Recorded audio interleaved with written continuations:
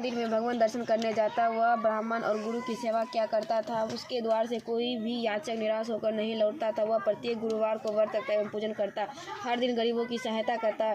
परंतु यह सब बातें उसकी रानी को अच्छी नहीं लगती थी। वह ना व्रत करती और ना किसी को एक भी पैसा दान में देती थी। वह राजा से भी ऐसा करने को मना किया करती थी। एक समय की बात है कि राजा शिकार खेलने वन को चले गए। घर पर रानी और दासी थी। उस समय गुरु बृहस्पति साधु का रूप धारण कर राजा के दरवाजे पर भिक्षा मांगने आए। साधु ने रानी से भिक्षा मांगी तो वह कहने लगी, हे साधु महाराज, मैं इस दान पुण्य से तंग आ गई हूँ। इस कार्य के लिए मेरे पति देव ही बहुत है। अब आप ऐसी कृपा करें कि सारा धन नष्ट हो जाए तथा मैं आराम से रह सकूं। साधु रूपी बृहस्पति देव ने कहा, हे देवी, तुम बड़ी विचित्र हो। संतान और धन से कोई दुखी नहीं होता। इसको सभी चाहते। पापी पुत्र और धन की इच्छा करता। अगर तुम्हारे पास धन अधिक है तो भूखे मनुष्य को भोजन कराओ, प्यार लगवाओ, ब्राह्मणों को दान दो, धर्मशालाएं बनवाओ, कुआं, तालाब, बाड़ी आदि बगीचे का निर्माण कराओ तथा निर्धनों की कुमारी कन्याओं का विवाह कराओ। साथ ही यज्ञादि करो। इस प्रकार के कर्मों से आपके कुल और आपका नाम परलोक में सार्थक होगा एवं ईश्वर की प्राप्ति होगी। परंतु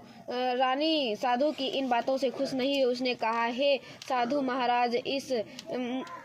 महाराज, मुझे ऐसे धन की आवश्यकता नहीं जिसको मैं अन्य लोगों को दान दूं तथा जिसको रखने और संभालने में ही मेरा सारा समय नष्ट हो जाए। साधु ने कहा, हे देवी, यदि तुम्हारी ऐसी इच्छा है तो जैसे मैं तुम्हें बताता हूँ तुम वैसा ही करना। बृहस्पतिवार के दिन घर को गोबर से निपना, अपने केसों को पीली मिट्टी से धोना, केसों को धोते समय स्नान करना, राजा से कहना हजामत करवाया, भोजन में मांस मदिरा खाना, कपड़ा धोबी के यहाँ धुलने देना। इस प्रकार 7 बृहस्पतिवार करने से तुम्हारा धन नष्ट हो जाएगा। यह कहकर साधु महाराज रूपी बृहस्पति देव अंतर्ध्यान हो गए।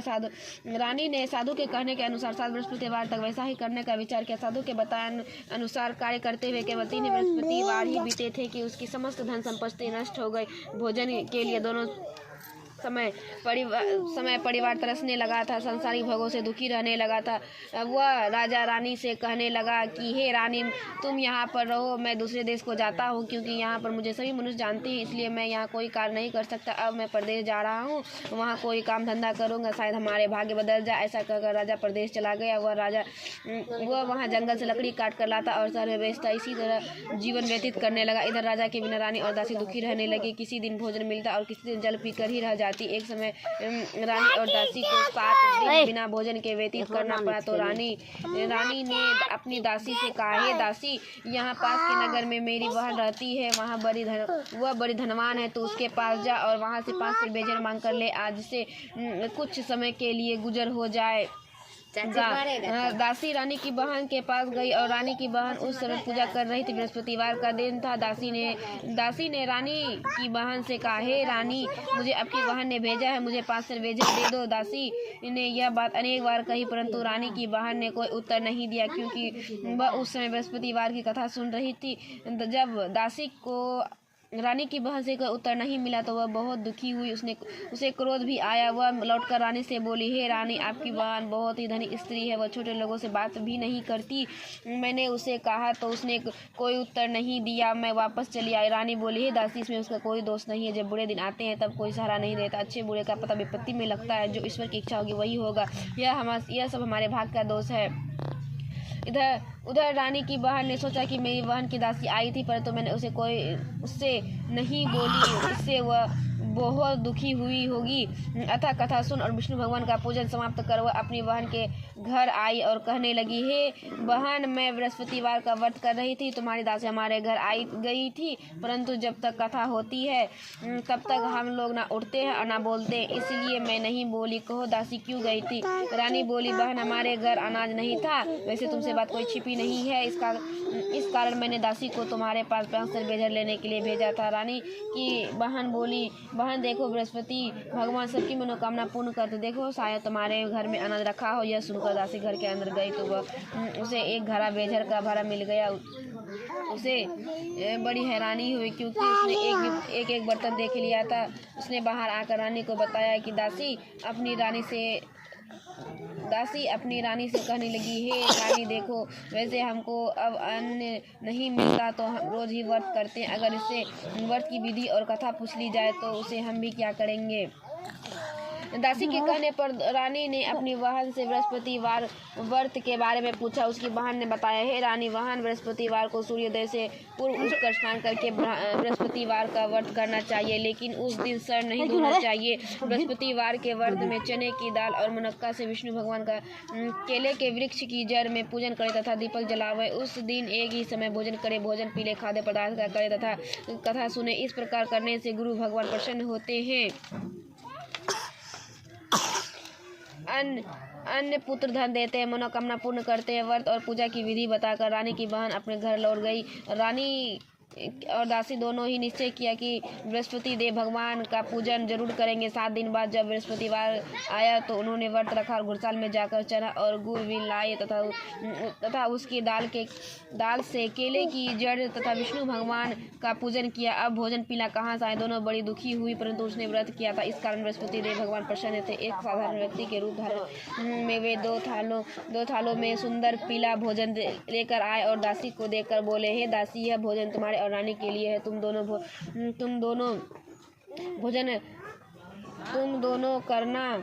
दासी भोजन पाकर बड़ी प्रसन्न हुई और रानी से बोली, रानी जी भोजन कर लो। रानी को भोजन आने के बारे में कुछ पता नहीं था, इसलिए वह दासी से बोली, जा तू ही भोजन कर, क्योंकि तू हमारी व्यर्थ में हंसी उड़ाती है। दासी बोली, एक व्यक्ति भोजन दे गया है। रानी कहने लगी, वह भोजन तेरे लिए दे गया है, तू ही भोजन कर। दासी ने कहा, वह व्यक्ति हम दोनों के लिए 2 थाल में भोजन दे गया, इसलिए मैं और आप दोनों ही साथ साथ भोजन करेंगे। दोनों ने गुरु भगवान को नमस्कार कर भोजन प्रारंभ किया।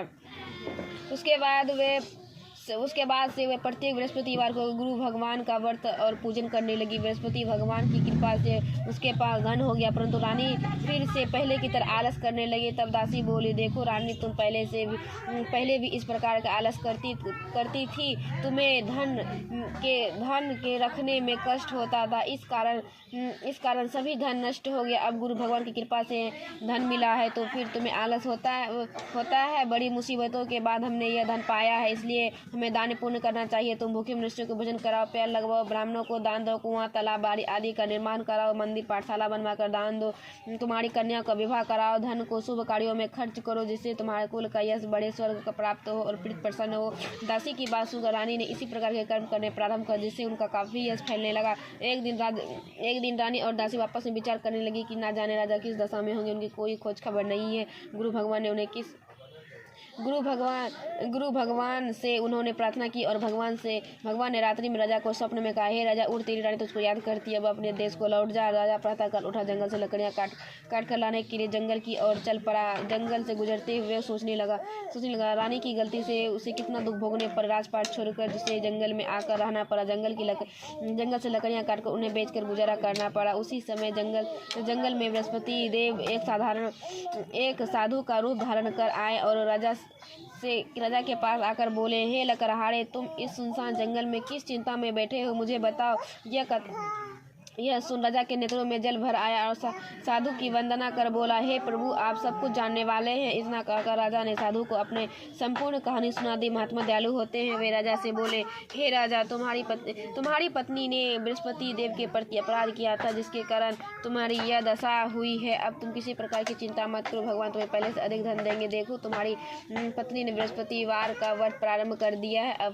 अब तुम भी बृहस्पतिवार का व्रत करके चने की दाल व गुड़ जल के लोटे में डालकर केले का पूजन करो तो फिर कथा कहो या सुनो, भगवान तुम्हारी सब मनोकामना पूर्ण करेंगे। साधु को प्रसन्न देखकर राजा बोले, हे प्रभु, मुझे लकड़ी बेच के इतना पैसा भी नहीं बचता भोजन करने के उपरांत कुछ बचा सकूं। मैंने रात्रि में अपनी रानी को व्याकुल देखा है, मेरे पास कोई साधन नहीं है जिससे समाचार जान सकूं। फिर मैं बृहस्पति देव की क्या कहानी कहूँ, मुझको तो कुछ मालूम नहीं है। साधु ने कहा, हे राजा, तुम किसी बात की चिंता मत करो। बृहस्पतिवार के दिन तुम रोजाना की तरह लकड़ियां लेकर शहर में जाओ, तुम्हें रोज से दुगुना धन प्राप्त होगा, जिससे तुम भली भांति रोज भोजन कर लोगे तथा बृहस्पति देव की पूजा का सामान भी आ जाएगा। बृहस्पति देव की कथा इस प्रकार है। प्राचीन समय में एक बहुत ही निर्धन ब्राह्मण था। उसकी कोई संतान नहीं थी। वह नित्य प्रति पूजा पाठ करता, परंतु उसकी स्त्री बहुत मलिनता के साथ रहती। वह ना स्नान करती और ना किसी देवता का पूजन करती। प्रातः काल उठते ही सर्वप्रथम भोजन करती, बाद में कोई अन्य काम करती। ब्राह्मण देवता बहुत दुखी रहते थे। पत्नी को बहुत समझाते किंतु उसका कोई परिणाम न निकलता। भगवान की कृपा से ब्राह्मण की स्त्री को कन्या उत्पन्न हुई। वह कन्या अपने पिता